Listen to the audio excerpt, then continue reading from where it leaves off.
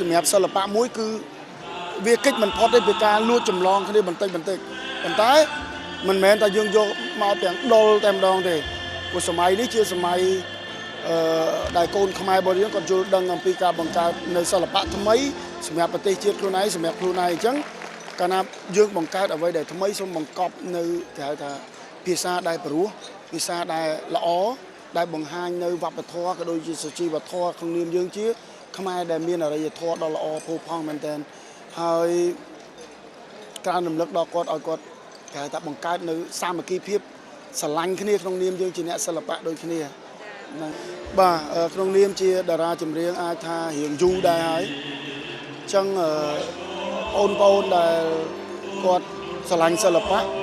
មិនថាផ្នែកចម្រៀងឬក៏ផ្នែកអ្វីឲ្យតែជាសិល្បៈអញ្ចឹងឲ្យគាត់បង្កើតអ្វីដែលថ្មីដែល